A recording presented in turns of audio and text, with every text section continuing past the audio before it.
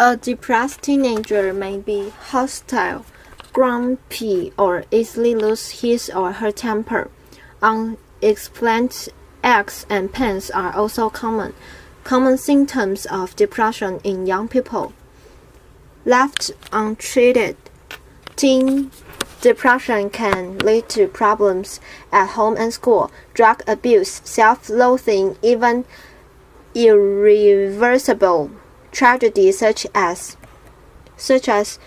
homicidal violence or suicide. But with help, teenage depression is highly treatable. Depression in older adults. The difficult changes that many older adults face, such as bereavement, loss of independence, and health problems, can lead to depression, especially in those without a strong support system. However, depression is not a normal part of aging. Older adults tend to complain more about the physical rather than the emotional signs and symptoms of depression, and so the problem often goes unrecognized. Depression in older adults is associated with poor health, a high mortality rate, and an increased risk of suicide. So, diagnosis and treatment are extremely important. Postpartum depression. Many new mothers suffer from some fleeting form of the baby blues. Postpartum depression, in contrast, is a longer-lasting and more serious depression triggered, in part, by hormonal changes associated with having a baby. Postpartum depression usually develops soon after delivery, but any depression that occurs within 6 months of childbirth may be postpartum depression. What are the types of depression? Depression comes in many shapes and forms. The different types of depression have unique symptoms, causes, and effects. Knowing that type of depression you have can help you manage your symptoms and get the most effective treatment. Major depression. Major depression is characterized by the inability to enjoy life and experience pleasure. The symptoms are constant, ranging from moderate to severe. Left untreated, major depression typically lasts for about 6 months. Some people experience just a single depressive episode in their lifetime, but more commonly, major depression is a recurring disorder. However, there are many things you can do to support your mood and reduce the risk of recurrence. Dysthymia, recurrent mild depression. Dysthymia is a type of chronic low-grade depression. More days than not, you feel mildly or moderately depressed, although you may have brief periods of normal mood. The symptoms of dysthymia are not as strong as the symptoms of major depression, but they last a long time, at least 2 years. These chronic symptoms make it very difficult to live life to the fullest or to remember better times. Some people also experience major depressive episodes on top of dysthymia, a condition known as double depression. If you suffer from dysthymia, you may feel like you've always been depressed, or you may think that your continuous low mood is just the way you are.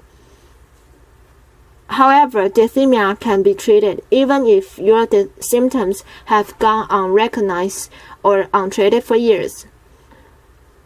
Bipolar disorder. When depression is just one side of the coin. Bipolar disorder, also known as manic depression, is characterized by cycling mood changes. Episodes of depression alternate with manic episodes, which can include impulsive behavior, hyperactive hyperactivity, rapid speech, and little to no sleep. Typically, the switch from one mood extreme to the other is gradual, with each manic or depressive episode lasting for at least several weeks.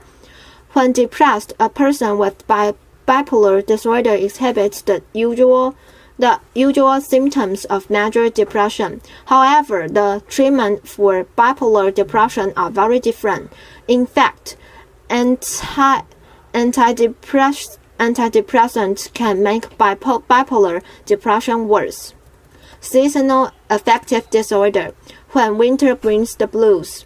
Many people feel sad when summer wanes, but some actually develop depression with the seasons change, known as seasonal affective disorder, SAD, S-A-D. This form of depression affects about 1% to 2% of the population, particularly women and young people. SAD seems to be triggered by more limited exposure to daylight. Typically, it comes on during the fall or winter months and subsides in the spring. To combat SAD, doctors suggest exercise, particularly outdoor activities during daylight hours. Exposing yourself to bright artificial light may also help. Light therapy, also called phototherapy, usually involves sitting close to a special light source that is far from intense than normal indoor light for 30 minutes every morning. The light must enter through your eyes to be effective. Skin exposure has not been proven to work. Some people feel better after only one light treatment, but most people require at least a few days of treatment, and some need several weeks. You can buy boxes that emit the proper light intensity, 10,000 lux, with a minimal amount of ultraviolet light without a prescription. But it is best to work with a professional who can monitor your response. There are few side effects to light therapy, but you should be aware of the following potential problems: mild anxiety, jitteriness, headaches, early awakening, or exhaustion can occur. There is evidence that light therapy can trigger a manic episode in people who are vulnerable, while there is no proof that light therapy can aggravate an eye problem. You should still discuss any eye disease with your doctor before starting light therapy. Likewise, since rashes can result, let your doctor know about any skin conditions. Some drugs or herbs, for example, St. John's wort, can make you sensitive to light. Depression causes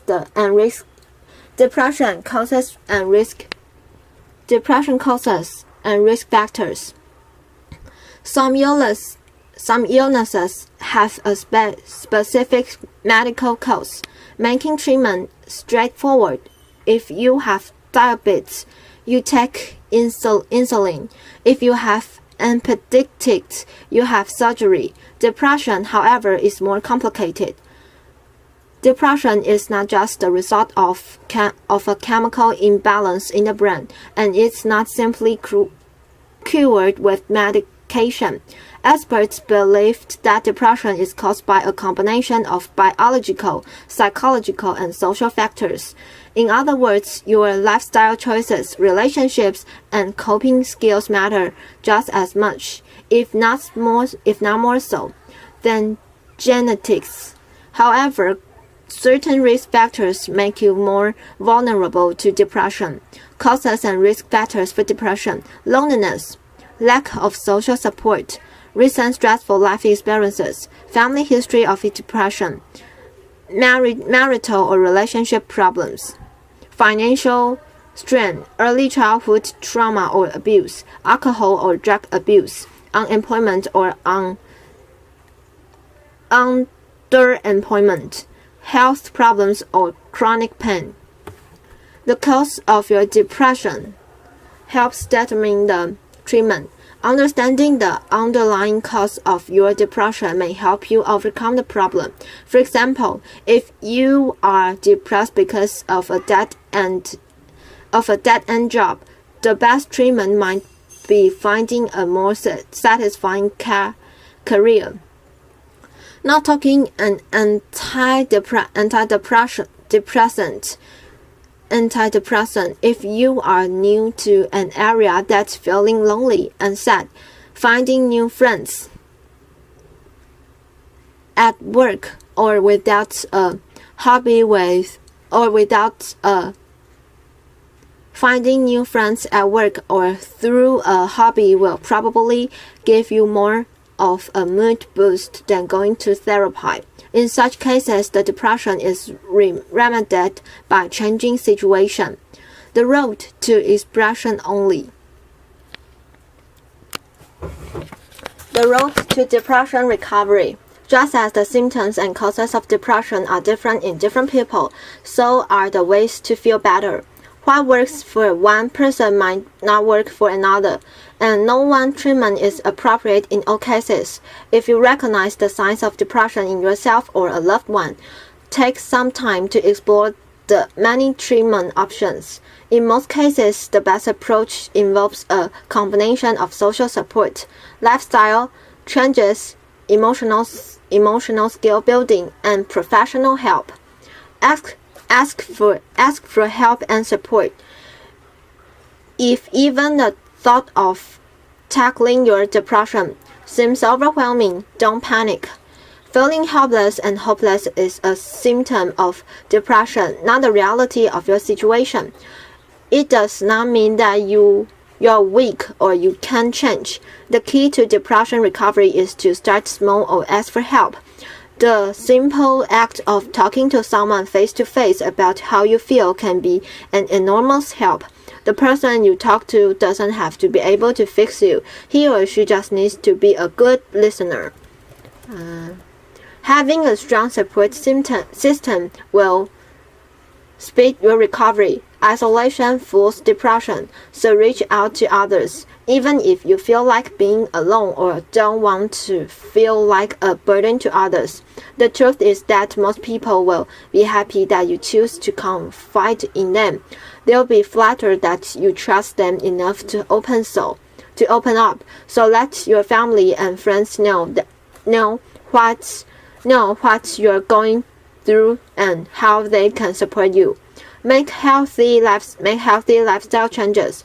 Lifestyle changes are not always easy to make, but they can have a big impact on depression. Lifestyle changes that can be very effective include cultivating supportive relationships, getting regular exercise and sleep, eating healthfully and naturally boost mood, managing stress, practicing relaxation techniques, challenging negative thought patterns. Build emotional skills. Many people lack the skills needed to manage stress and balance emotions. Building emotional skills can give you the ability to cope and bounce back from adversity, trauma, and loss. In other words, learning how to recognize and express your emotions can make you more resilient. Seek professional help. If support from family and friends, positive lifestyle changes, and emotional skills building aren't enough, seek help from a mental health professional. There are many effective treatments for depression, including therapy, medication, and alternative treatments. Learning about your options will help you decide what measures are most likely to work best for your particular situation and needs. Effective treatment for depression often includes some form of therapy. Therapy gives you tools to treat depression from a variety of angles. of angles. Also, what you learn in therapy gives you skills and insight to prevent depression from coming back. Some types of therapy teach you practical techniques on how to reframe negative thinking and employ behavioral skills in combating depression. Therapy can also help you work through the root of your depression, helping you understand why you feel a certain way, what your triggers are for depression, and what you can do to stay healthy. Are antidepressants right for you? Medication can help relieve the symptoms of depression in some people, but they aren't a cure and they come with drawbacks of their own. Learning the fact that antidepressants and weighing the benefit against the risk can help you see and weighing the benefit against the risk can help you make an informed and personal decision about whether medication is right for you.